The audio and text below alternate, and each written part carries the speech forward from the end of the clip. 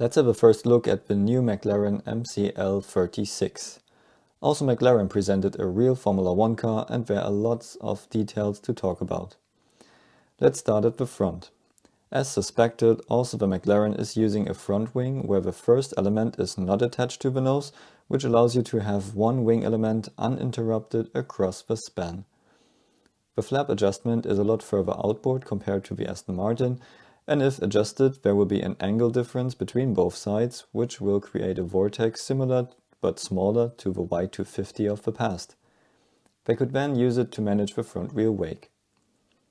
The biggest difference to the Aston Martin front wing is that the McLaren center section is not concentrating on guiding as much clean air flow as possible to the underbody inlet.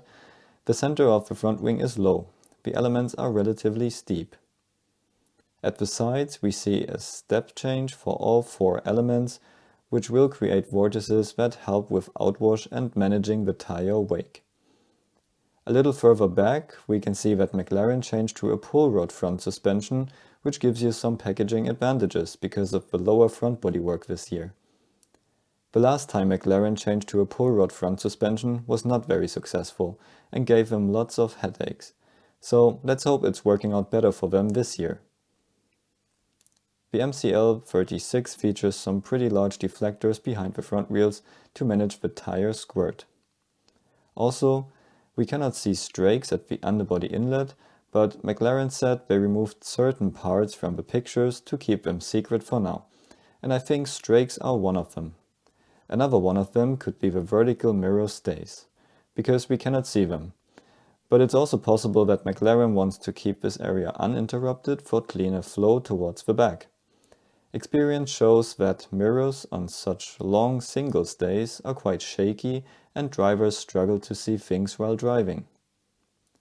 Now, the most interesting part of the car is the bodywork, which shows a third, completely different concept. Instead of using a downwashing concept like the Haas or an extreme undercut like the Aston Martin, McLaren created a side pod with a smooth start, rather than the bluff wall to push the tire wake outboard, and then designed basically a straight wall at the thickest point. We can see that the widest point in top view is the letter L, and the widest point at the coke line is the E. So it looks like this is the radiator position. Then, further downstream, the upper part stays straight and guides the cooling air exactly between beam wing and rear wing. Something I was missing at the Aston Martin yesterday, and a pretty similar concept to the RB9 from 2013. At the same time, the sides of the side pods pull gently towards the center, which creates an interesting flow field. While the upper part of the bodywork is absolutely not downwashing and stays at the same width, the lower part pulls underneath. For the air, that means that you create two massive twists either side of the car that help with upwash and hence downforce at the back. That concept worked in the past, but the big question here is, how will they manage their front wheel wake this year with such a concept?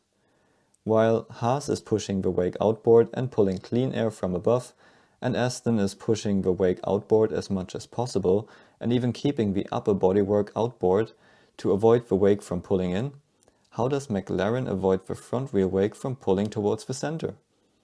Their bodywork is less aggressive, and also their outer strake, which works like a bargeboard, looks rather small. But it has a little cut at the top that's creating an outwashing vortex and could help with sealing the floor. But in terms of wake control, I cannot imagine how McLaren would keep the rear elements wake free. Interesting to see is the floor shape with what looks like two kick points that both increase the angle of the surface. The Aston in comparison has basically a concave diffuser pretty far forward to generate more central downforce, which means that the floor produces more downforce in the middle and you don't need such an aggressive front wing like the McLaren to balance the car. You can then back the front wing off and have more clean air for the floor.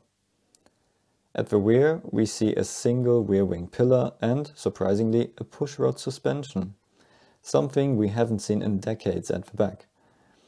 This could allow McLaren to have a cleaner package and less interruptions for the flow towards the back with these high tunnels this year. It would be interesting to see their self-developed gearbox in future pictures. All in all, another interesting competitor for this season with some exciting features. We can clearly see the main development trends for this year now after 3 cars have been shown, and we should stay excited for the next 7 car launches. See you at the next video.